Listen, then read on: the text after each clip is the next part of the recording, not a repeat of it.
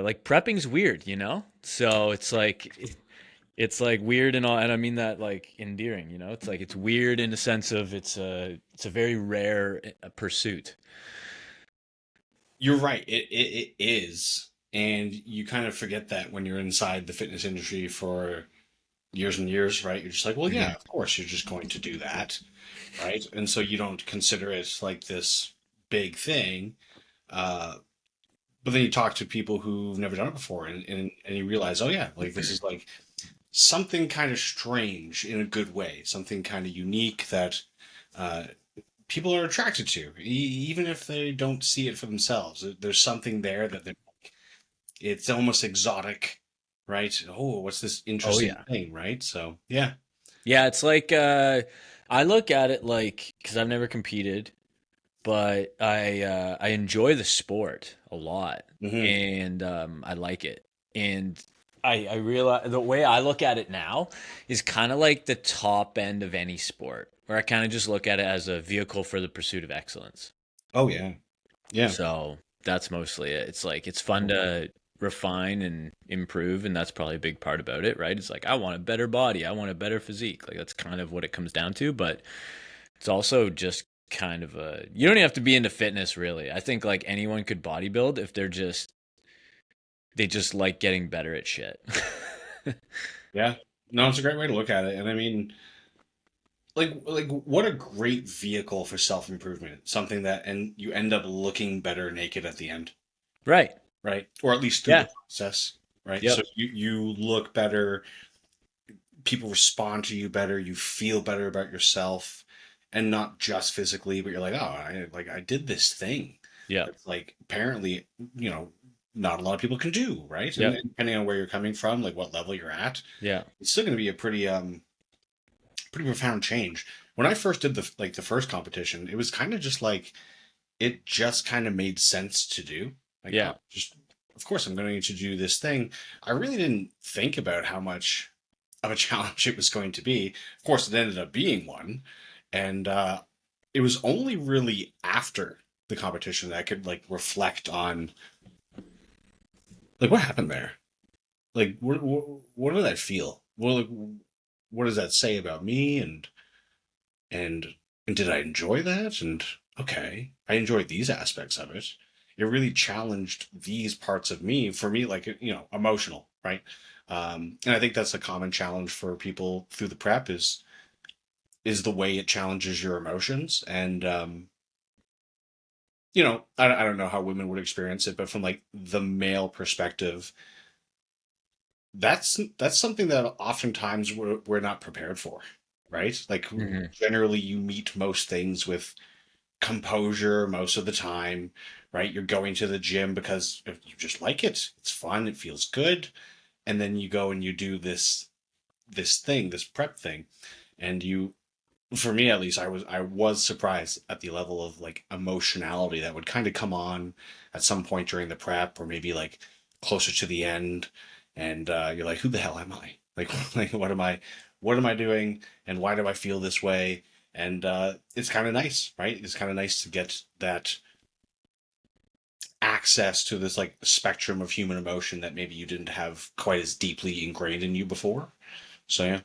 Yeah. Yeah, I agree. I even noticed with my last fat loss phase, which is the leanest I've ever been, I noticed that I was like um I put myself into an environment psychologically where I was like, "Oh, this makes like addiction easy." If that makes sense. Like I was in a play cuz you're like dopaminergically starved. You know what I'm saying? Okay, well, Chronic. like yeah, like tell me more about that because I am interested in your perspective on that. Like what addiction would you be like referring to? Anything dopaminergic. So like porn, uh anything drugs, like so for me like stimulant based stuff would be like because I used to always like I used to always look at before I got that lean, I was like, okay, so bodybuilders, I'm assuming like the primary function of like stimulant use is going to be like metabolic increases. even if it's slightly. But then you also have a secondary benefit of energy, which isn't really the right word for it, but right? You get some energy from it, I guess. Psychological energy. When you're at a legitimate energy deficiency because of you're literally starving from food, right? But I was like, I could see it also being. I mean, that's naturally what was happening to me. I'm naturally pretty sensitive to stimulants, Okay. maybe. So I'm like very careful with how much caffeine I have. Mm. But I just kept doing it. I was like, I'm slamming caffeine, like doubled or tripled my intake when I was dieting. So I'm probably gonna end up there again in a few weeks because I'm in a fat loss phase right now. And it's like I didn't even feel it. I could just keep pushing. I was like, I want more. I want more. And I was like, man, it became very addicty. That's what it felt like for me. And maybe not everyone's like that. Maybe it's a personality proneness. Yeah. But Yeah. Yeah. No, I see what you mean. I think everyone's going to have like their obsessive tendency in a right. prep or in like a hard enough cut, right? In your Yeah. case, like for me, like I'm almost a little bit of the opposite. I need to calm Mhm. myself down in a prep because I'm like I'm kind of like always kind of ready to go. So the Yeah. opposite needs to happen for me. Yeah. So I need to find ways to chill out. I need to find ways to relax. Yeah. But the other side of the coin is like, you know, you're prepping Yeah. and sometimes you don't want to think about the fact that you are prepping. Right. So you need to find ways that like kind of bring you down and relax you without just giving you like a full blown, I'm not doing anything right now. And so now the only thing that's going to come into my head is you're hungry, you're hungry, you're hungry, you're Yeah. hungry, right? So it's like, how do you find that balance, right? Everyone's going to have their own thing for that. So for sure, like everyone is different, but I still think there's going to be some obsessive nature towards something in that prep time. For me, like last time it was cleaning. Like hmm I would wake up and just like clean the bejesus out of my place, and it I was could like, see that. That's kind of yeah, dopaminergic because it gives you some like organization and clarity in your head that you otherwise can't get. yeah. And you get a visual sort of reward at the end of it, right? Where hmm you're like, look what I did, right? Yeah. Keeps you distracted a little bit longer, which keeps you away from food a little bit longer. So Yeah. yeah, I could see that, especially working from home, dude, when you're just like, I guess I'll just work, because like there is a level of convenience when you're not at home. Like people that aren't at home, there's other challenges that come up, but not being at home can kind of help because it puts you in a different environment with different distractions and different obligations. So you can kind of be like, oh yeah, it was 2 hours that flew by that I was hungry the whole time. yeah, yeah. For sure. I mean, in that case, you maybe like the stress would be a bigger factor for folks that aren't as fortunate Right. as to work from home. Right. But yeah, it's never going to be easy, right? Like, Right. and that sort of like goes to like the heart of everything that we do, especially with people who are a bit newer to training in general, right? Is like Yeah. we're just trying to go to that next level, Yeah. and they're like, oh, when it's right or when it slows down, it's like it's never going to. Like, No. no matter who you are, what your situation is going to be, Yeah. you're going to be challenged by this, Right. and you should be thankful for that, right? Because Yeah. that's a good thing. It's going to make you stronger on the other side.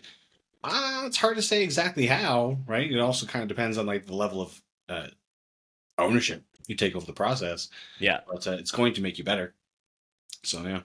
What's um what's something that you've changed this prep compared to the last one? Is there even something small or any protocol or strategy or something different where you're like, I did this different because of this or whatever data you collected last time? Or maybe it's random. You know what? This one is quite different for me, just because well, the first prep was 2 years ago. I was quite a bit smaller, and I had like just started doing sort of hypertrophy style training. That was hmm when I first left. Like officially, it was like I'm not going to do CrossFit anymore. I'm going to focus in on like building muscle, getting jacked. Partly because I had some injuries and stuff creeping up, so it was pretty fresh at that time. Yeah. And I was also controlling all my own training. So in this case, I was like, hey, you know what? Let's actually jump on top of getting a coach and getting someone to show me the way, right? Like I know how to get jacked. I know how to eat for the goal that I'm looking after, but this is a much more specific goal, and I also know what the emotional ride's like at the end, Hmm. right? So having someone to kind of like show me the way, I think is probably the biggest difference in the way that I'm approaching this one. I had a nutrition coach for my last prep, but not someone to do like sort of the whole package. So that's the difference here, and I think that's really the main difference, to be honest. Yeah, Yeah, and so maybe my you thought. don't have to think about it. You're like, I just gotta execute. Yeah, yeah. Which I mean, that's I don't know. For someone like me who's been in the gym for as long as I have been, like that part's easy. So yeah. Yeah, dude, I'm like very, I mean, you and I both selling coaching. We're bullish on coaching, but like from a bias perspective, because it's like, yeah, hire me. But like, I'm legitimately bullish on coaching from every angle. Like, I don't think once I hired my first coach 2 years ago, which is like late, like it's embarrassing to say, where I'm like, what, like how ridiculous that I waited that long.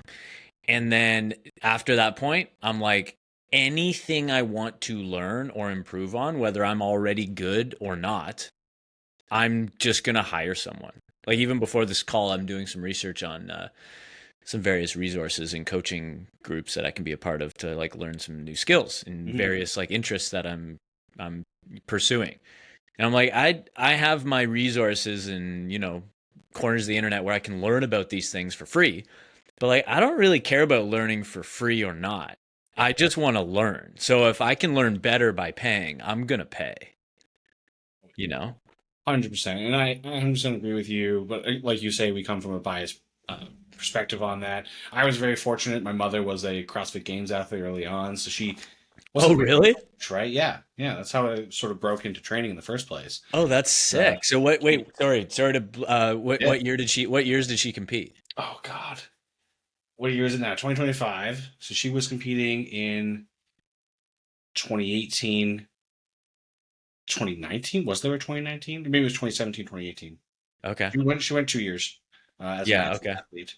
Um, Yeah. so yeah, she was like my, I came home from university one year and she got like heavy into it that year, left her profession, went full time CrossFit Games athlete, Yeah. and she has like striated delts and six pack abs. That's And I weigh sick. 140 pounds, and I'm like, okay, I should probably start working out, right? And then she was like my unofficial coach, right?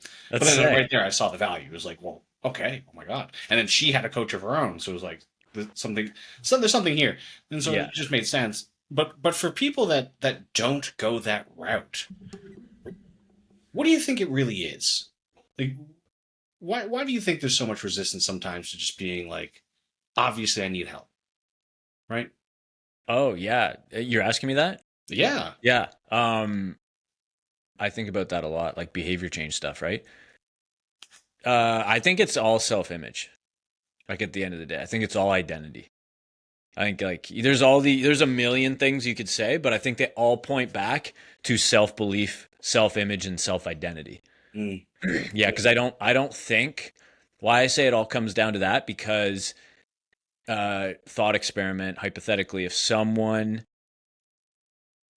pictures themselves as someone that could be capable of X. So let's talk from a fitness perspective, like what you're asking, like why, someone pictures, I can picture myself with striated delts and a six pack, but I don't have it. If they can, they've already self-selected for someone that will start that journey. Hmm. But if they don't, they might start that journey, but they also might not. So I think it's all self-identity and self-image. It's like if you have it, you're gonna do it. You're gonna pursue it. You've already self-selected for that, I think. But the people that don't, they're always people that can't picture that.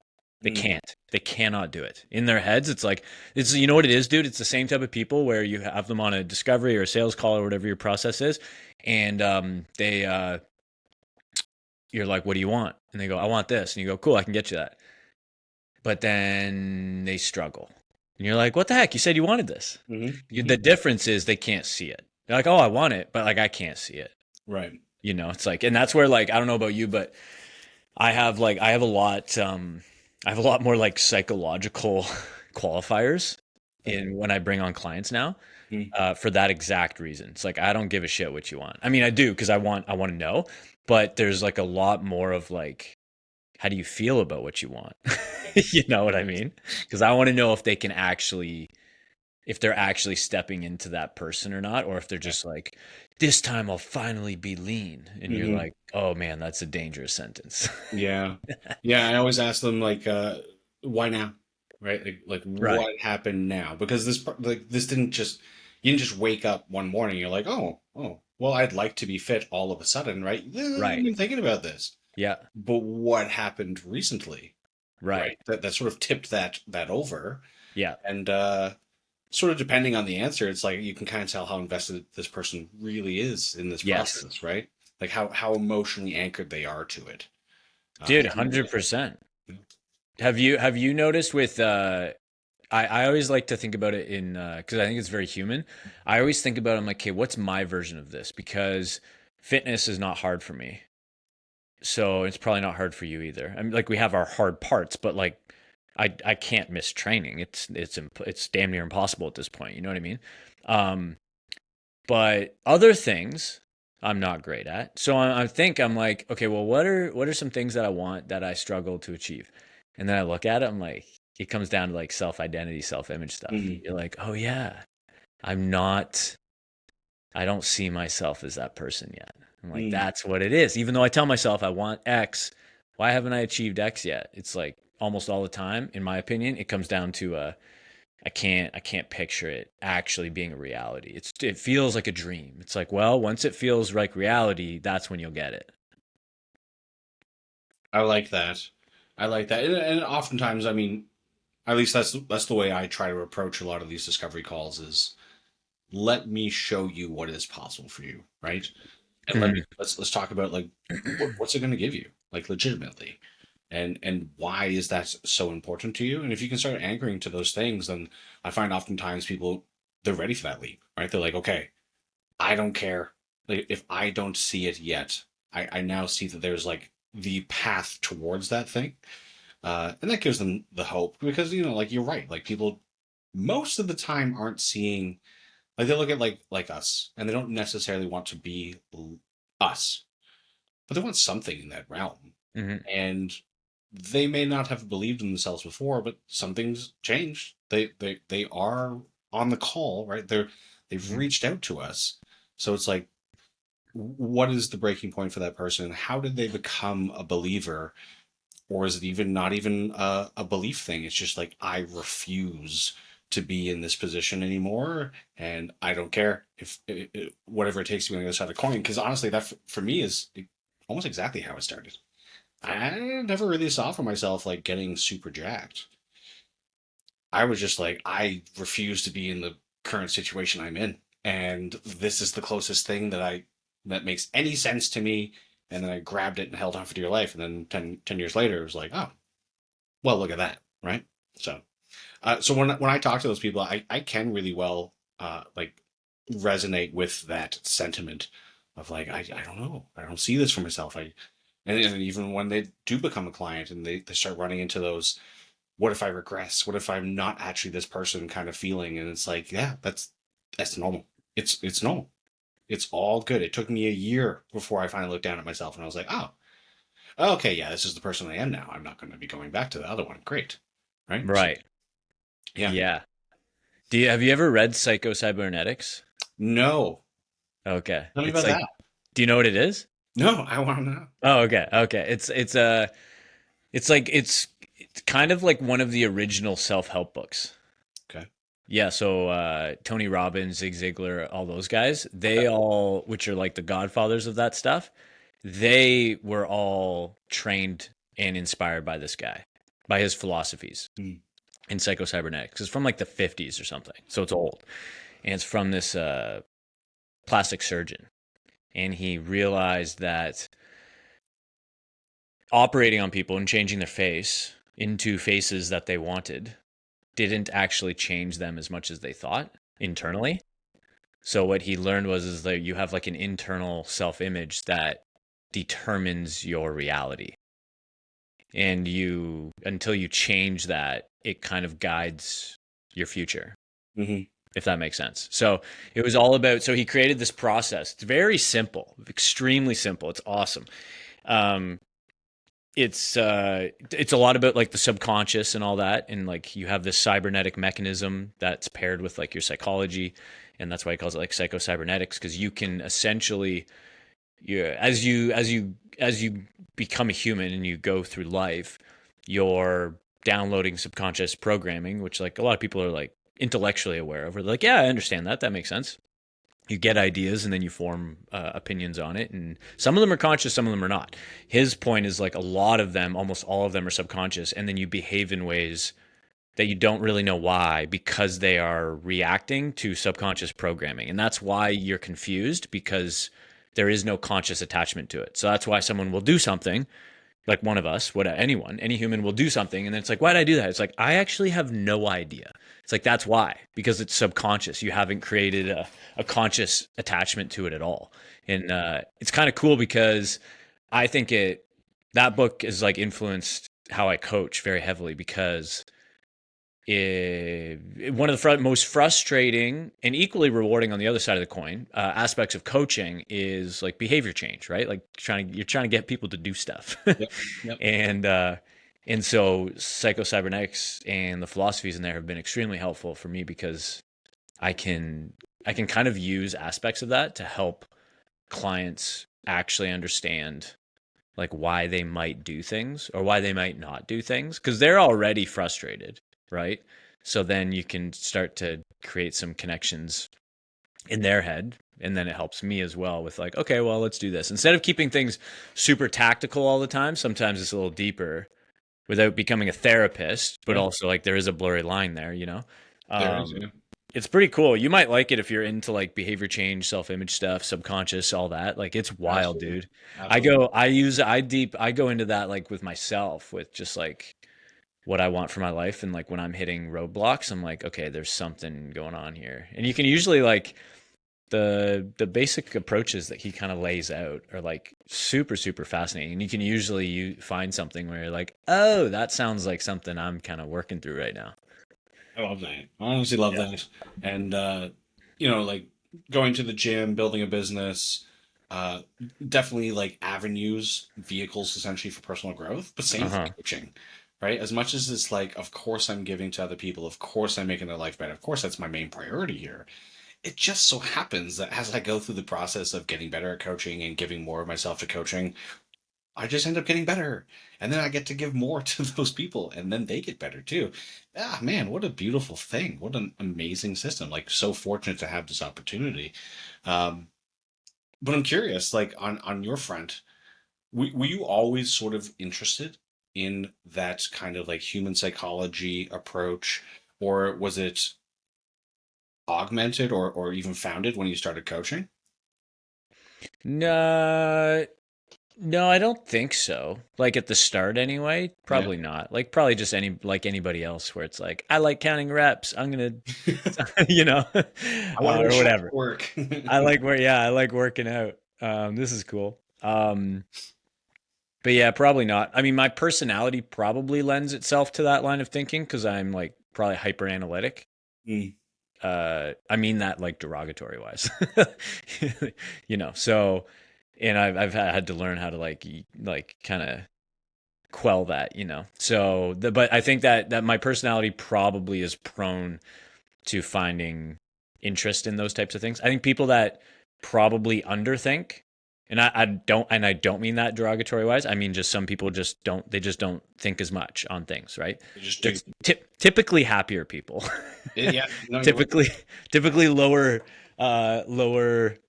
scores of mental health issues, so they live a really good life, but they, they might not find interest in this type of stuff, so I probably naturally was prone to it. And then as I started coaching more people, I was like, because I had an in-person studio before, Yeah. and so like I was able to get a lot of training volume through that and experience, and then through that I was like, okay, how do I get people results?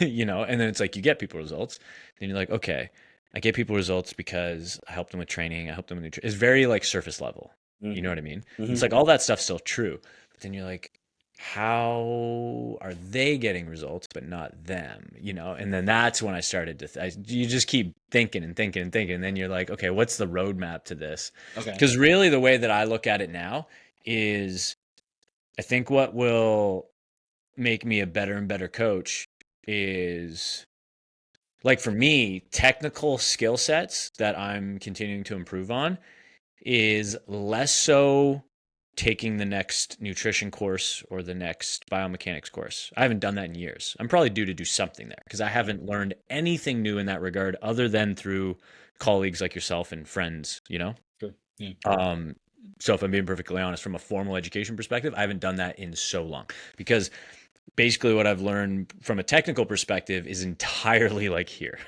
Yeah. It's like all psychosocial, mental stuff, emotional stuff. Yeah, yeah. I mean, Because I, as you became a better coach, right? And as you had arguably more things to coach them on, right? Because you developed a larger skill set and maybe people mhm, with deeper problems and you experienced those, that then you became less analytical, right? And I think that's like a right. really good message for, particularly for newer coaches. And like, again, like I'm not deep into the game at any point. Obviously, I'm all in, but I've only been doing this for 3 years, at least in the online world, Hmm. right? And I remember in the beginning thinking like, oh man, you really have to be like every single detail. I have to think about it for so long. Some of my check-ins used to take me 2 hours because Right. I would just comb over everything, and it was Yes. like, Yeah. okay, those are good reps to get in for Yeah. sure. But if you never detach from that and it's always more technical, it's always more deeper analytical, it's always logistics, and it's never like, what is this person really thinking and feeling and needing? Um, then you're always going to be surface level. Yeah. It's always going to be really stressful too, right? But when you start to Yes. break away from that, and you start to like coach the person, something it's like, oh my gosh, there's a whole nother like huge layer under there that I didn't even see. Then it gets more fun again. So I can only imagine what the next level is going to feel like. But if there are any new coaches out there watching that or watching this, like there's a good chance that you're already more than good enough in terms of what you know to show somebody else how to get a lot of what you've got. Right. So don't like Hmm. wait until you've got like this perfect knowledge, or I need to finish this course first. Like you've already got results for yourself.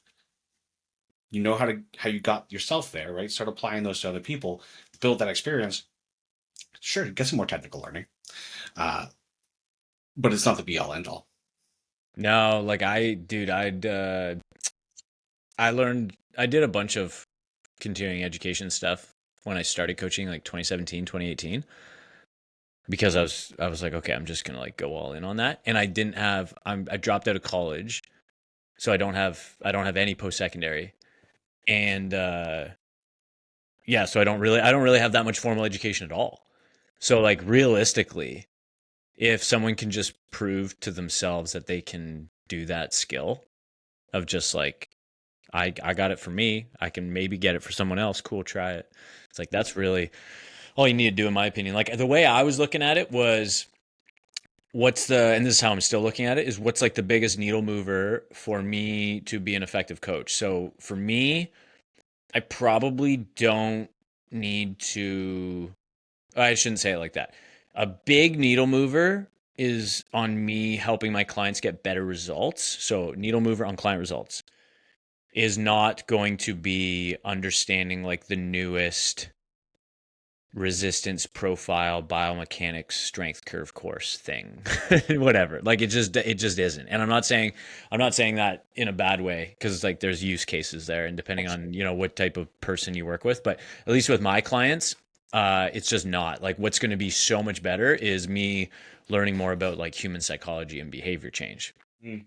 And I think that's the case for most people, to be honest. It's just a little more woo woo, or it comes off as that, so people probably aren't interested in it. But once you figure out that, like, yeah, like, dude, uh, I have like way better client results than I did when I started coaching, but I almost like feel like I know less technically about the body. I feel like I know more about this now, Oh, you I know? see. Like as a Yeah. yeah. Yeah, like I feel less like a fitness coach now, and now just a coach A coach. that has some fitness in information to give. Yeah. Yeah. I don't think there's anything wrong with that. Like you were saying earlier, like you know, I can't remember exactly how you said it. You were referencing that book, but changing your identity, like you do have to change, you know, who you are first before you get to have the thing. So getting people to, you know, to make change themselves, to inspire them to make change, to understand how, like, what screws I need to turn for this particular person. Man, what an amazing skill set that is to have. And you should definitely like have it for yourself either way. So learning how to apply that on other people is going to be big. But Oh, 100%. for like, what is like the most important like few things, handful of things that you would need as a coach? Like, how do you know that you're pursuing the right thing for yourself? I wonder. Do you have thoughts on that? So like as far as like improving your skill sets. Like there's people who get into coaching sort of the way that you and I did, where it's just Yeah. like I like to work out. Yeah, yeah. I'm going to make people work out, Yeah, yeah. right? And that's fine. Yeah. Nothing wrong with that. But we've all worked at like Globo Gym, this or that, and you look over at the other coach that's there, and you're like, that guy does not give a fuck. Mhm. So like, what do you need uh, to be a good coach? Like, how does that person know? How did I know in that moment that I was going to be good at this thing, and that person was likely not going to stay? Right. So what are like the skills that you need? How do you know that this is the right field for you? I don't know. You probably I'm sure someone has a better heuristic than I do, but I would say like pretty heavy focus. This is my bias anyway. It was like I would put at the forefront, not even, and this might even be controversial. Like I wouldn't even put your technical skills in fitness and health number one. I would probably put them number two. I couldn't agree more, actually. Yeah. Yeah, I would put like soft skills probably number one. So like communication and just like people skills. And then just a basic understanding of like how humans work, probably better, cuz because the problem is like if you this is how I look at it. If you have good people skills and you're naturally good at that, or at the very least you care about that and you're improving Yeah. at that, so you're Yeah. whatever, you're proficient to some extent there, but you have very low technical skills in the world of fitness, you can still get really great results. But the opposite is not true, right? Because at the end of the day you need to guide other humans, and if you suck at guiding humans, it doesn't matter. It doesn't matter what you know what I mean. It doesn't matter what it doesn't matter if I have the best pizza in the world. If I can't sell them, no one gets to eat them. Yeah. You know, so it's like it's kind of like pizza shop. It's like pizza shop's got to be good at sales or good at marketing or something. So they can't just have the best pizza. It's like you got to get it in people's hands somehow. Like how are you going to get it to them? You know. So it's kind of the same thing with that. If that's the analogy, I don't know if that works, but it's like I think that's why I would put it number one though, because then it opens up everything else. Like you are capable of changing people's lives, because that's what this really is. It's like it's basically like I've thought about this. It's like fitness became way more exciting. Fitness coaching became way more exciting to me when I looked at it like it's transformation. It's a transformation exchange, like it's a transformation business. So once I looked at it like that, it was way more fun than being like, okay, I'm just solving people's problem of like selling workouts and nutrition. I was like, holy fuck, I'm gonna like this is horrible. Um, yeah, like I don't want to do that, right? So that We were having an in-person chat the other day, and you were like, "Hey, like you go to these conferences, and you go to conferences too." So yeah, it wasn't like, yeah, "Why do you go?" yeah, It was you were like curious, like why, what takes you there, and yeah. that was like a big part of what took you there. Is I was starting to kind of feel that way. I was Oh like, man, yeah. I just but take a program and then make some updates, and then that's what I do. I don't like that. No, And it then sucks. and then you start to like sort of like you see what other people are doing. You're like, okay, there's definitely more. I just can't. Right. I don't have it yet. You start to go to these conferences and you start to see like there's a huge breadth of like Hmm. what you could do and how you can help people. And then you're like, oh my god, again, like there's so much more depth to this. There's so much deeper. There's so many ways to improve. And if you're somebody who like loves to go to the gym and loves that feeling of self-improvement, when you flip that page and you see like, oh wow, there are many, many more chapters to this book, you get psyched up, right? It's like, yes, I want Yes. more of this. Um, One thing I think is really interesting that you brought up though is the soft skill piece. I was talking to a bit of a tech guy the other day, and he was like, "Yeah, soft skills. Like, if you're not a tech guy, it doesn't really matter anymore, right? You like that's not the be all end all, but having the soft skills is going to be one of the biggest things going forward now with the advent of AI, right? Because everyone could technically like find the information for how to get fit. I mean, Hmm. getting fit is kind of simple. It's just not Hmm. easy, right? Hmm. And yeah, you have to know what to sort of look for, what are the right questions, and to a certain degree, you can definitely do that largely on your own, right? Hmm. But like, are you going to stick with it? Are you going to be motivated to do that long enough? So that's a different thing. But for coaches getting into the game, or even the ones who are already established here, like the soft skill component is going to be massive going forward with the advent of AI. Because again, like AI will eventually be good enough to just spit out like a great program, a great nutrition plan, all that stuff. It's going to happen. Hmm. But just like with the best pizza analogy, right? If that person cannot get access to said pizza for whatever reason, right? They're not going to get the enjoyment out of it, right? They can get this great plan, but if they don't enjoy it, they don't have like a strong enough why, they don't have the guidance, they don't have the self belief or whatever, they're not going to get what they're thinking they're going to get. It's like when people see like, oh, well, Chris Bumstead did this workout. Uh huh. Well, I've been working out for a year, so I'm going to do it. Nuh-uh. No, like you don't need what Chris Bumstead needs. You need something a little bit different, right? You're an individual. You have specific goals. You're not him, right? And I'm not saying that to like knock you or anything like that. It's just like you're not. That's fine. I Hmm. don't need what he needs either, right? Right. So, yeah, Yeah, no, it's true. I think yeah, I think that's probably a big part of it, right? Like, I don't know, what's like from your perspective as a coach, like what are the biggest kind of throwing you one here, so you yeah, might have to think about it, but like loot what me. are the big what would you going off this note from like psycho kind of perspective on this of like thinking about how you change lives in your business, Mhm. like what are some ways that you do that? Like how do you help them do that? Not writing a training program, not writing a nutrition program. Like what is, you know what I mean? I know you could kind of open that wherever, but like what's your process look like? Like how do you actually help people do that? Well, the process is relatively involved, but here's one of the biggest pieces I'd say is because I work with a lot of guys, a lot of men, and I don't know if it's like the culture, if it's just dudes, right? There seems to be this weird thing where they're afraid to fucking own the reason why they really want to be there. And so often it's because the reason why they really want to be there is because they want to look better naked.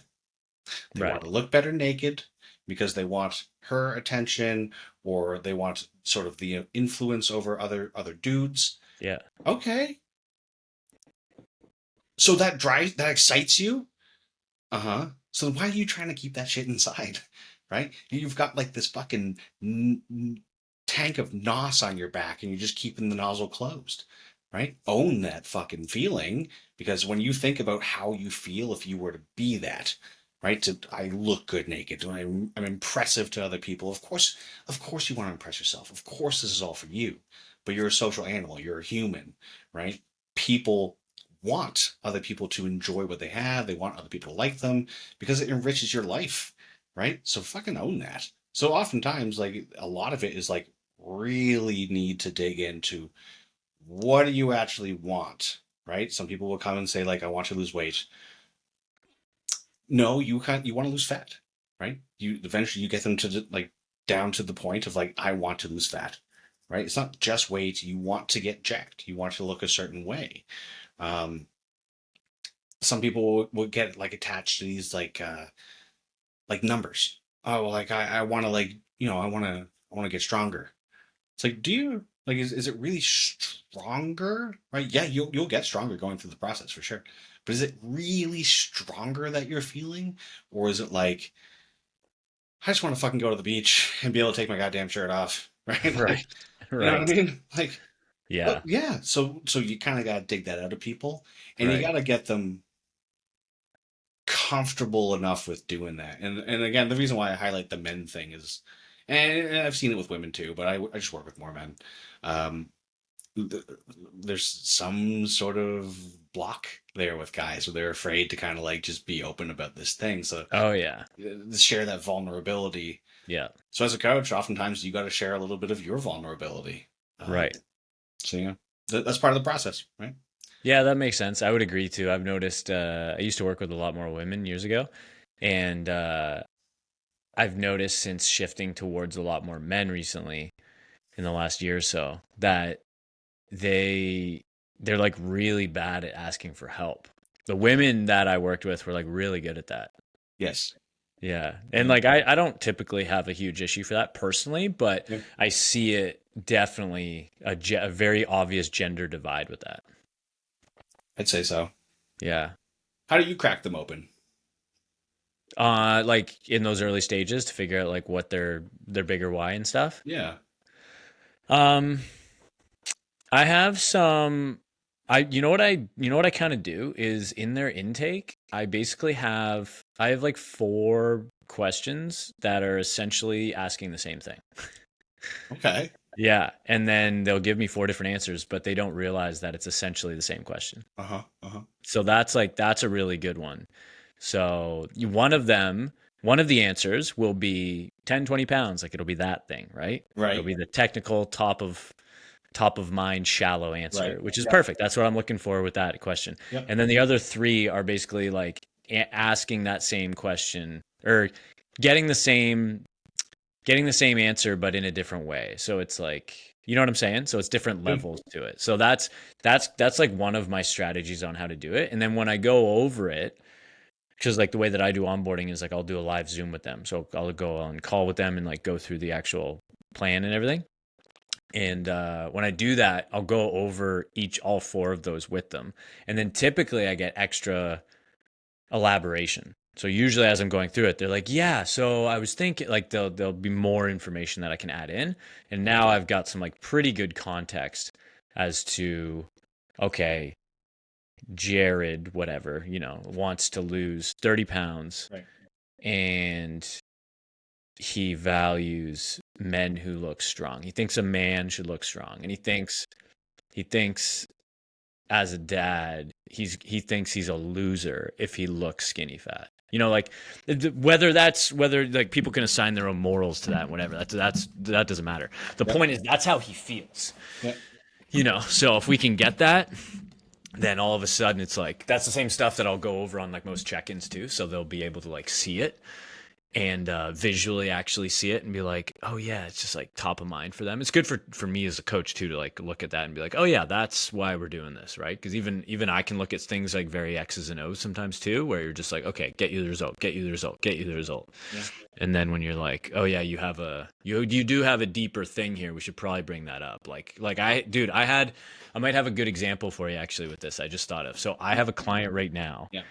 that is he's he's doing actually quite well on paper. So if you look at his like scale weight, you're like, oh, this looks fine. I think based on if I don't need any more context, he's in a fat loss phase. Okay, this makes sense. Even in his photos, he's getting leaner. But he's also struggling. Um, he's making these like several decisions relatively frequently that are in like direct opposition to his goals, and it frustrates him a lot, right? And I don't have a lot of clients doing that right now, right? If any. So he stands out in that sense, and he is already extremely frustrated with himself, right? But I love those cases because it's like it makes actually I took this client over from another coach actually because they just weren't a good fit, and they're on good terms, but they were just like, yeah, this isn't. I can't crack him. He can't. He doesn't. He feels like he'd be a better fit with you. Perfect, right? So I'm like, all right, let's do it, dude. Good challenge. Let's figure this out. And so with him recently, he had another like I don't know, he calls them slip ups or whatever, right? You can use whatever words you want, but essentially he's already frustrated every time it happens. He's you layer on the frustration, the discouragement gets even larger, and the self-fulfilling prophecy becomes more accurate. It's like, I knew this would happen type of thinking, Yeah. right? Yeah. And so I think I've been doing a good job of coaching him through it. But what I did was, after this one, it's like, it's fun for me in a way, because I like I said, I get to be creative as a coach, to be like, how am I going to crack this guy? So then I I told him after this last one, I said, I think you don't have any clarity on this. Like, you're I think you've lost clarity on what we're trying to do here, right? Right. Because That's you so good. keep yeah, you keep talking scale, you Yeah. keep talking which is fine, Yeah. but I just the way he's talking about his slip ups, I can tell that it's the same way in business. A lot of people can get obsessed with like top line revenue numbers. And you're like, that's not useless. That's not meaningless. But like, if that's the only thing you're chasing, you're probably going to lose sight of what you're creating here. Hmm. So, kind of the same thing he was doing. So, I'm like, I suspect that you've lost clarity of why this even matters to you. So, I was like, what I want you to do is this. He's on vacation. So, I was like, okay, or he's away from his house anyway. So, I was like, what I want you to do is this. Within the next 24 hours, you can text me here, and I want you to do two things. First one, I want you to, and you have to write it. You can't voice note this. I was like, I want you to write this to me, essentially to yourself, but in the chat. You're going to say all of the ways that your life would positively change in a way that you care about when you are successful with this goal. Okay. And then the second thing is I want you to be, and I want you to be very clear and detailed, like as long as you want to make it. And then the next one, the second thing that I need you to do is I want you to think deep and hard about right now all of the negative ways that you failing at this is showing up in your life. All of it, and like talk about how it feels and how it's So good. affecting you and Yeah. other people and all that. So he did that, and then the next day he was dialed. Super dialed. Now, of course, like we're gonna have to revisit that, right? But it was cool because it was like, okay, we're tapping into something here. I just need to bring some more clarity. It's like when you lose clarity, you're like, where am I trying to go? I guess I'm trying to lose weight. Screw it, sun chips. Like, Yeah. it's like, no, you need clarity of like, what am Oh I God. trying to do? Where am I trying to go? What's Yeah. the point of this? What's the point? Yeah. Because like, if you don't know the point, then you're going to, your pain in the moment is like hunger, craving, stress, whatever it is, and that pain can be fixed immediately by eating. Hmm.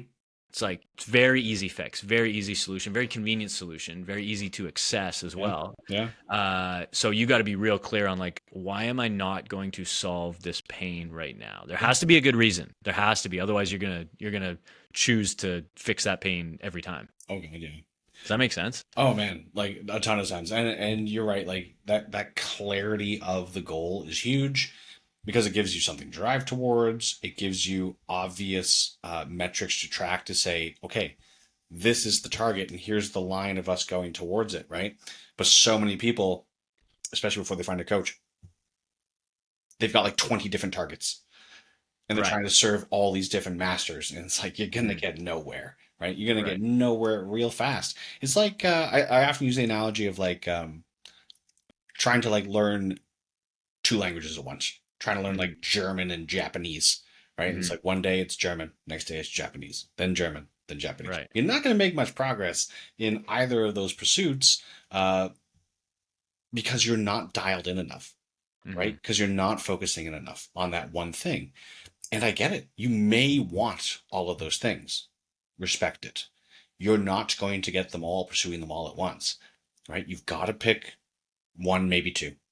Nail it, master it, and then oh my god, the next one opens up to you, and you're going to get so much more out of it than you otherwise would. I did that similar project that you did with a client recently, Julie, if you're out there, um, where it was like she was crushing it, right? She was doing a great job, but she was beating herself up because she had it in her mind that she had to like check these 18 different boxes every single day, and it was like, whoa, whoa, whoa, whoa, whoa, what are we trying to actually do right now, right?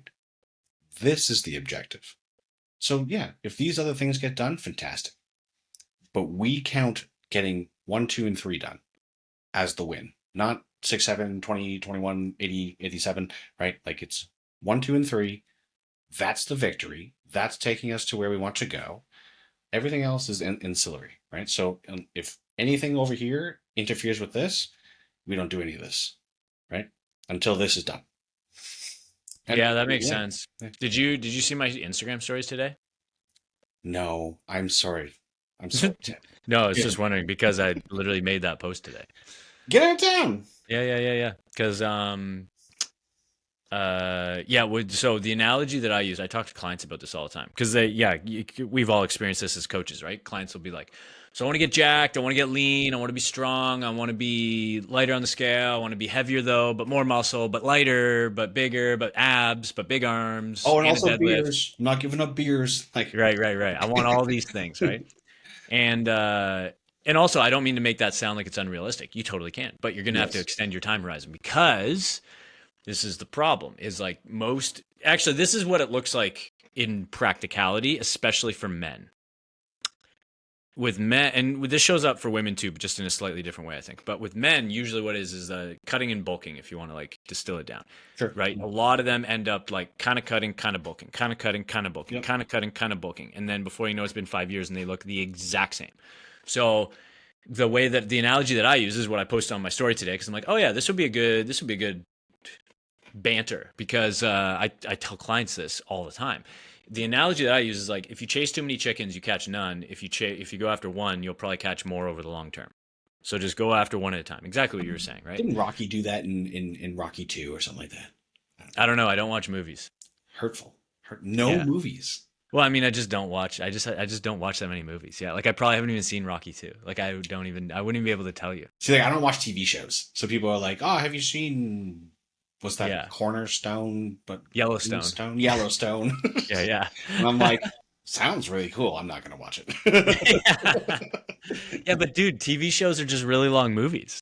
Yeah, and the thing is, I love movies.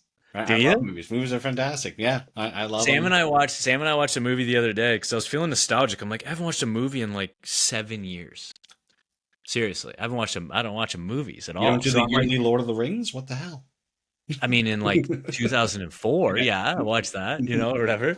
Um, but yeah, Sam's never seen it, so I want to watch Lord of the Rings with her actually. But the thing with we watched the movie and I was like, oh, this feels nostalgic. This is kind of fun. This feels like I'm a kid again. I haven't watched it in like What are 10 your years. like top three? I guess you wouldn't have them. I was going to say top three fitness movies, but you're not a movie guy. Well, I mean, I watched movies when I was younger, I guess. Um, Remember the Titans because I was a football guy. That'd be number one.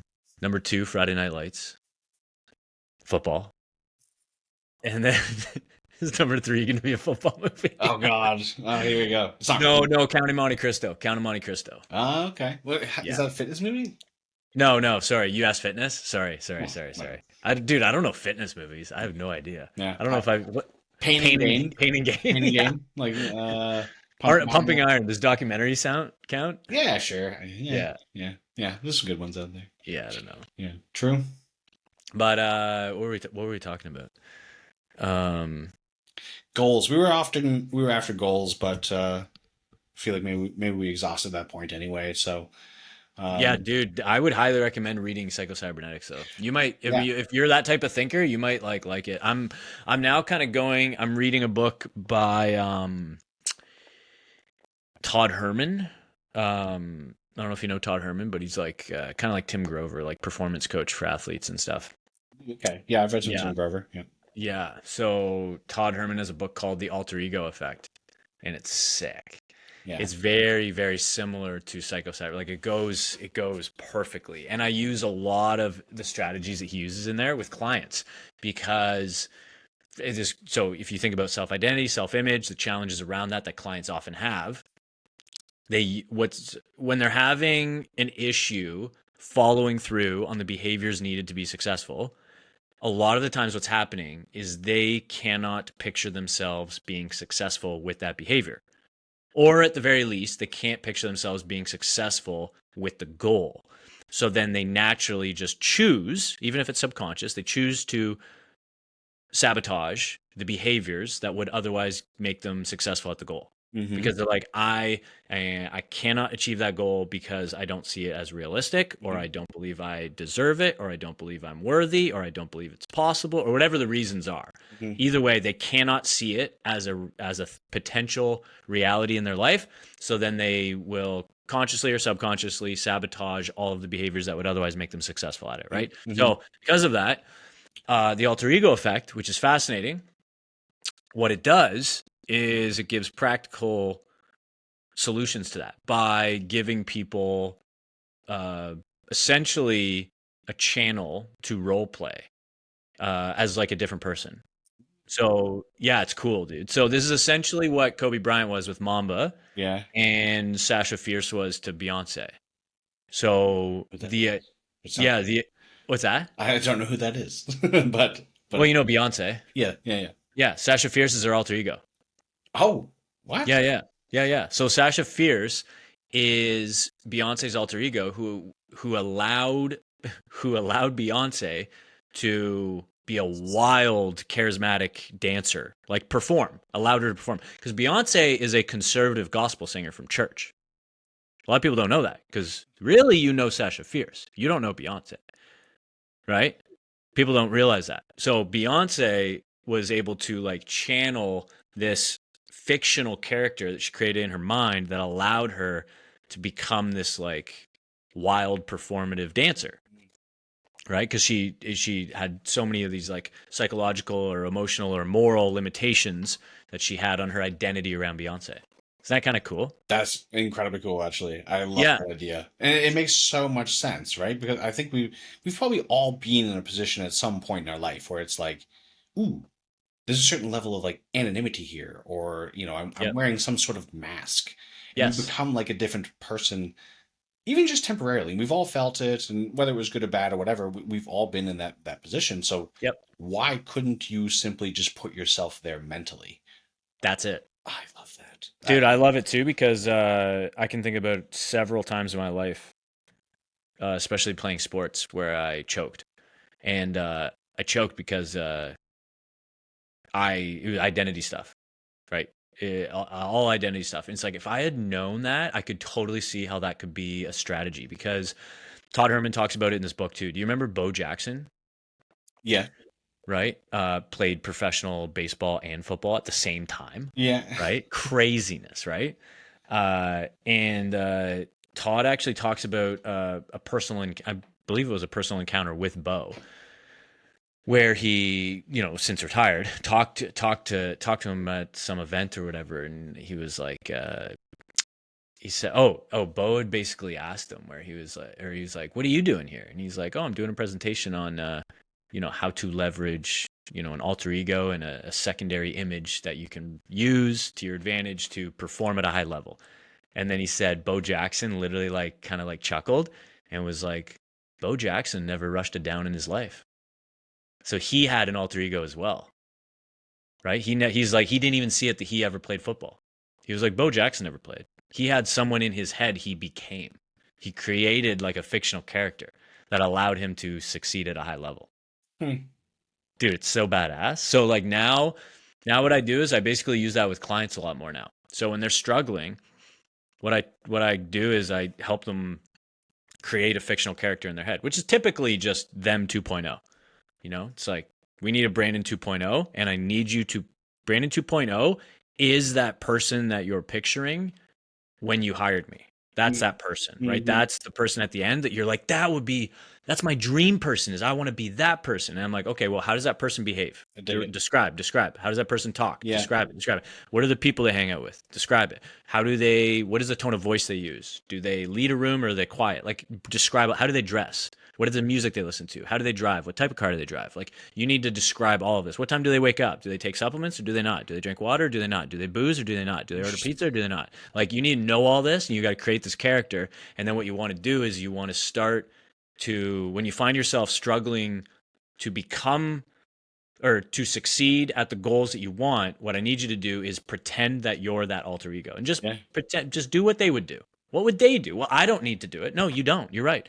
Just do what just role play as if you are that person and fake it. And that's fine. Just pretend. And then once you pretend enough, it actually just becomes reality. that makes no sense. It sounds like it's kind of like a combination or a deeper, different flavor of like the fake it till you make it and like the what Yes. would Jesus do Yeah, yeah, yeah, yeah. combination of Yes. the two. Yeah. Um, and I've thought a little bit about that recently. Uh, why faking it till you make it didn't necessarily work for someone like me, or didn't feel like it worked for someone like me, because it I certainly did. agree. It certainly did Right.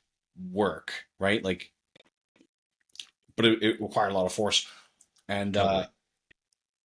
it probably will for everybody, to be honest. Yep. But like, how do you get somebody to fake it till they make it when there's somebody who is, of like relatively high intelligence, uh, but not a lot of success in the thing that they're trying to fake, and also really high standards and a little Mm. bit of like, self doubt, probably more than just a little bit of self doubt, right? Like, how do you Right. get that person to do the fake it till you make it, right? Because they're always going to have these crazy high standards for themselves, and Hmm. so through the faking process, like, you do kind of have to like have some sort of mental crutch to be okay with the fact that I'm not anywhere near the standard that I've held in my head, even whether it's realistic or not. Hmm.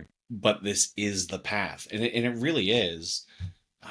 Gosh, that is for me. It was a big challenge, and I only overcame it by just like having great people in my corner. Hmm. Coaching, that's how I overcame it. Huh? That's funny. I was very 100%. fortunate. Yeah.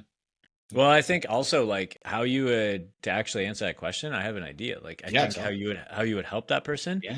is you have to detach from like even what you said where they're like they'll have a lot of self-doubt. Well, what is self-doubt? Self-doubt is a reflection of expectations they have on themselves. Mhm. So get rid of that. It has nothing to do with you. It's your alter ego. Right? There's no what do you mean? You're not doing any of this. This is Jared. This is Brandon 2.0. This is Jared 2.0. This is you make up a name, Mamba, whatever. It's like that's them. So don't worry. They are invincible. They are a superhero. So why do you doubt them? They are perfect, right? Mm. But you, yeah, no, you fail all the time. But don't worry. You don't need to win. Don't worry about you right now. You're that's okay. Totally fine. What you need to do is you need to move into this next person, which is great and excellent, damn near perfect. Is there You a know, point where the 2.0 and the 1.0 just become one? yeah, I think so. Like I think that's the point where it's like you just act until it like oh damn it's becoming real. Like it's probably the same phenomenon that happens where people start to believe the lies they tell themselves, which we all kind of do anyway, even on a micro level, right? So you're kind of just using that to your advantage where you kind of know that if you start to tell yourself something enough for long enough, you do start to believe it and it's a narrative that you start to subscribe to. So if you just leverage a narrative that works in your favor, Right. then that would be advantageous, right? So Right. that's what you're doing, I think, by basically role playing or acting as this alter ego. Because it's like I don't all of a sudden you should be I realize it's not this easy, but when you make this connection, it can become easier, is you start to relinquish the expectations and standards you have for yourself because there are none. It's all in the alter ego, right? So, because like even Todd Herman talks about this, where the alter ego also creates a shield for for sensitivity. So if someone, you know, I could use myself as an example, maybe, right? Like if someone doesn't like who I am on social media, right? So for me, it's funny because I'm the most myself I've ever been on social media, I hear you. right? Yeah. Yeah, you probably are too, Oh God, right? it's It just fun. feels good. Yeah. It feels good. It's very aligned. It makes it a lot easier, right? But it makes content very, very simple. But it also means that it opens up myself to scrutiny in the sense that if someone doesn't like it, then it'd be easier for me to be offended because I'm like, oh, if they don't like it, that means they don't like me. You know what I'm Yeah. saying? And it's like that's why, and I think that's one of the reasons why most people are not themselves on social media. Because if you do that, you're now opening up yourself so that when people don't like you, it's now way more vulnerable. It's like this hurts a lot more than if I just put something out that was a little more curated, definitely not me, a little more shallow, a little bit more superficial. Someone doesn't like it, not a big deal because that's not who I really am. You know what I'm saying? I do. I 100% Yeah. do. Um, what an interesting idea too. And I think you have to though. I think you have to do your own do you in the social media in the content that you make, or else it's not gonna, you're Oh not yeah. going to keep doing it. You're not going to stay authentic with it, right? No. There's no freaking way you're going to keep up with that. Um, No. and I personally like I never had that feeling about like not being comfortable on camera or something like that. I definitely was Oh like yeah. not good at it at first. It was like very Mhm. stiff, but it wasn't because I was uncomfortable. I was just like I don't know how to present this Yes. necessarily, right? Where Yeah. Yeah. you Yeah. Yeah. get Yeah. better at that. And Yeah. then the pain of not doing it was way greater than the pain of actually doing it. So it was just yeah, it was Were you naturally then? I guess you weren't. You said you weren't good at it, but would you say you were naturally okay at it because you didn't have? yeah, Yeah. because I'd done enough coaching, I'd done enough presenting in front of people that it was like, okay, I know I can do that. It Yeah. was just like the format itself, getting Yes. used to that, right? And it's Yeah. like, okay, I have to put a camera in front of me. Yeah. Like, what's the right height and Yeah. am I supposed to have some sort of light? Right? It was like that kind of Yeah. stuff. Like the Yeah. logistics of it, and then the vision I had of it in my head was like, oh, that's big, right? And then Right. you just do it. You just do it, and then you just get Right. better at it eventually. And then you start having some fun with it because you're like, oh, this isn't so hard. Well, like, why not enjoy it, right? Have Yeah, a good dude. game. 100%. Yeah, no, 100%. Let's get into your prep here quick, and then I'll let you go. sure. The um Yeah, I'll send you those books if you want to. Because I think they're the best books on coaching that are non-coaching books. It's Yeah, like I yeah. think probably the best. I'm starting to go down the rabbit hole now on. I'm a big fan of like certain. A lot of times, like the best resources for certain things are not in that field. It's true. If that makes sense. So, like for Yep. me right now, it's like that is, and those are coaching books. So you could argue like definitely Todd Herman is a coach. So that makes sense. Um, but like psycho-cybernetics, like that to me is like one of the best fitness coaching books. Mm-hmm. It's not really, but like it actually is. Mm-hmm. So it's like that. I think I'm also going to start reading parenting books. I don't have kids, but I think the behavior psychology stuff in there, the persuasion is like actually going to be really really helpful for coaching, Yeah. right? Very similar. So, but yeah, on that note, how many weeks out are you from your show? 8 weeks. 8 weeks out. Yeah, okay. So you're feeling it then. You're in the death zone? Death zone for me is I'm a little bit out of it. I'm Okay. close. I'm probably about 2 weeks away from death Yeah, zone. I okay. think for me right now, I'm still like Yeah, yeah. good. I'm still with it. Energy's good. Yeah. So yeah, I'm all right. I started this one like I only had a 12-week prep, which is like a relatively Okay. short prep because I was already relatively lean when I came into Yeah. it. So yeah, Yeah. won't be too bad. Yeah, okay. That's sick, dude. That's sick. Plus, I Is it he's at the is end. it in Burlington? No, not Burlington. It's like North York. Oh, okay, Yeah, gotcha. yeah, yeah. Gotcha. I don't think I've been to that show, Legends. Legends. Yeah, Yeah, it's a okay, good one. sick. Yeah, dude. Are you excited? Oh my God. Yeah. You're way more jacked, eh? I've seen your old photos. Way more jacked. Like Yeah. I put a comparison up just on my computer the other day. And I was like, wow, okay, okay, little noticeable. So as Did you have a coach for the off season or did you just put yourself through? I just put myself through Yeah. for that time, Yeah. and yeah, worked out well. So yeah, Dude, that's sweet. Yeah, and I mean you can definitely use that for your own marketing purposes, right? You're like, look, I got myself pretty jacked here. yeah, yeah. I mean, either way, like I think that whether you had a coach or not, like you Yeah. still did the thing, Yep. right? I For agree. sure. So yeah, I Yeah, think it has value either which way. And again, like I agree. I would have no problem saying I had a coach because I believe in Totally. it. So yeah, Same. yeah. Dude, 100%. Yeah. No, that's dope. What were the like did you when you ended your last show, Hmm. what did you assess for yourself as far as like Hmm. physique weak points where you're like I got to get better here? Hamstrings, back, and just general ability to pose. Which funny, we were talking Okay. about that the other day, right? Yeah, Like yeah. how I present my body, Yeah. and it was like I just had no fucking idea how to do it last time. I did I did I don't know Yeah. 4 or 5 sessions with a posing coach, Yeah. And don't get me wrong, it helped a ton. But Yeah. then, you get up on stage and it's just a different bag of cats, right? Because you're Yeah. you're feeling different that day. Right. There's a crowd, and crowds, like being in front of a crowd doesn't bother me, but it's still just a different Yes. setup, right? You're out Yeah. of the norm, right? It's like Yeah. when you're at home and you know what to eat and your food's there, easy. Yeah. You go Yeah. out, right? You're traveling or whatever, you don't lose that knowledge. You still know what to eat, but it's just a little different. It's a little bit Different harder. vibes. Yeah. Different So vibes. the posing Yeah. was crap, but Right. it's all Do you good. feel more confident with it? Oh yeah, way more, Yeah. way way more. And I wouldn't even say that the posing is like spectacular or something like that. Yeah. Yeah. But it's just what I have to present. It makes it so much easier to enjoy the posing anyway, right? Right. So when I'm doing it now, I'm like, oh okay, I do like that. Okay, I'll spend a little more time The with it. posing's cool, man. I like it. Like trying to like, you know what I think too? Cause like, I don't compete, so I haven't had like a reason to practice it regularly. But I mean, I still do.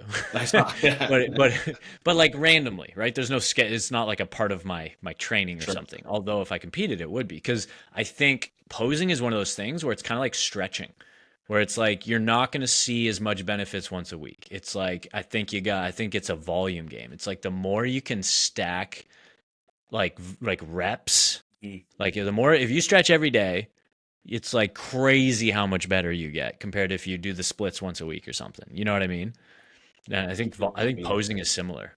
I think you're very right. I think that's very correct. And I also think that unlike training itself, the noob phase, the noob gains, right? The beginner phase where it's just like Yeah. you could do literally anything in the gym right now and you'll get better. Yeah. It's not like that with posing. You've got like Right. a few sessions that you're going to be like, yes, obviously this will be better. Right. After that, it's not riding a bike anymore. It's like you got to Right. grease that groove consistently if you really Right. want to get better at it. So I think you're right there. That like the short term effects are quick. After that, like you got to be pretty on top of that to really elevate the game, right? Right. Because what worked for the first couple sessions is not going to work for you anymore. Yeah. Um, and so yeah, but like we were talking about it the other day, having that moment where the posing coach I was working with was like, "Hey, I can tell where you're bad at training from the way you pose," and I was like, "No, you can't." And he was like, "It's this, this, and this," and I was like, "Okay, okay." That's awesome. So when he nailed me with that, I was like, Yeah. "Okay, I like this better now." Right? This now is directly tied to the thing I enjoy the most, which is Yeah. being in the gym and training anyway. Yeah. So like it was. I don't think he intended to, right? But he jugged to sort of like the heart of like an emotional component, and it was like fuck. He dug in, turned it, and I was like, done. You got me, buddy. Right? So Right. yeah. How what's your goal like long term with bodybuilding? Like you want to compete for a long time or what do you think? Man, that's tough because when I did the last one, I was like really tied up in the idea of winning, and I Yeah. was like, I don't know if I've got not what it takes, but if I want to live that life, right? Right. Where you have to really check all these boxes. There's probably going to be increased use of sports supplements, as it were, right? And I'm not sure if I'm ready to go down that route. So, Hmm. um, it took those 2 years to just do my thing and just get bigger and stronger. And now I'm coming back and I'm doing this one, and I don't fucking care if I win. Yeah. I just want to Right. go up there and have the greatest fucking time possible. Yeah. Um, and I bet you I'll probably do better as a consequence. Even if I don't, like Right. it's for me. Yeah. And so when it comes to like what's the goal, honestly, for me, it's a little bit difficult to say other than just the biggest and strongest I can possibly be, but Right. also the most knowledgeable I can be about this thing. I love Yeah. learning about it. I love like Yeah. taking this piece of my fitness pie and just like inserting it into like what I know about it. It's like, okay, I've got all this like all this dynamic stuff and all this. I understand a little bit about nutrition over here, and then this is like my Olympic weightlifting, right? And it's like I've got all these pieces that are getting stronger, and it's like I want this piece to be stronger now too. Right. So I don't. need a competition necessarily to like be driven to go to the gym. I'll go to the gym. I'm going to the gym regardless. But having it as this like, ooh, this is other area I could get better in. It's like this whole new world, right? This new expectation that I can have for myself without necessarily feeling like, if I don't do it the absolute bestest and I don't win, then it's a fail or something like that. It's like, no, Hmm. you have so many avenues to improve upon. Like for example, like when this is done, when I've gotten as jacked as I can possibly be, and maybe like, the interest has faded to a certain degree, I have no concerns. Like I'm not going to go to the gym anymore, or I'm gonna like that's never going to happen. I'm always just going to have like the next thing, and Hmm. so this is sort of that for me. How far can I take this? What Hmm. can I learn from this? How can this make me better so that I get the most out of it, and then when I go into the next pursuit, I bring all that with me. So it's just this long, overarching personal improvement uh, process, and by going through that, just like we were talking about earlier, I'm just going to have more of myself to give to the people who I'm trying to make better anyway. So they're so closely mingled that it's like it almost feels like I'm doing one thing. It almost Yeah. feels like that by doing this competition, by training myself hard, that somehow I'm coaching people right now. I'm not, Hmm. right? But it feels like it's right in the same vein. So I don't know. It's like I'm always doing what I love, which is kind of nice. No, that makes sense, dude. I feel the same way with kind of my pursuits sometimes. I think what you're saying is like uh, you're coaching by extension, even people that aren't clients, right? You're just being a guide where they can be like, that's inspiring. I like following his journey, and that's influencing me to some extent. Like that's, you know what I mean? That's That's kind of a form of coaching. Yeah. Yeah. 100%. So, 100%. I'm dude, looking that's forward to dope. when you compete. I just might have to. You said Could be dope, right? you were gonna do a classic, right?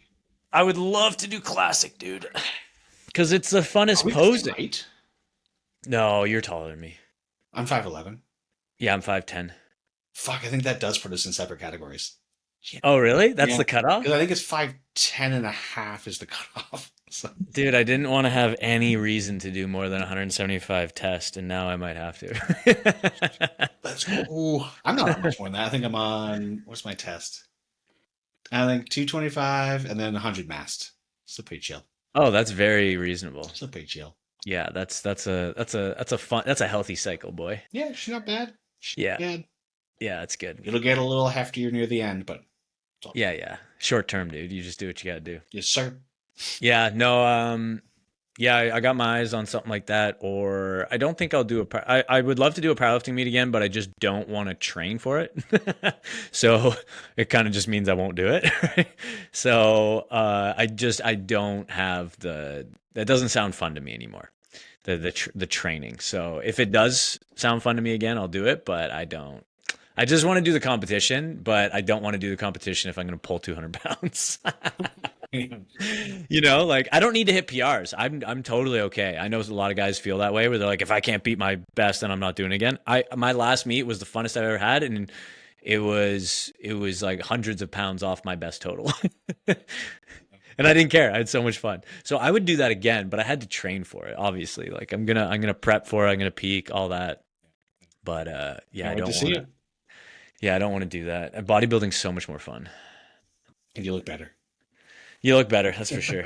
But anyways, dude, thanks for the chat. What we'll do is I'll DM you after. I'll grab whatever you want to put in the description. But do you want to tell people where to find you? I don't know if you want them to come to your Instagram or if you do a YouTube or what, but Yeah, you can find me Instagram, YouTube, TikTok for the 16-year-olds out there. It's all under at Fitness Coach Brando, and post content every day. And if you want to look better naked, you know who to call. he's your guy.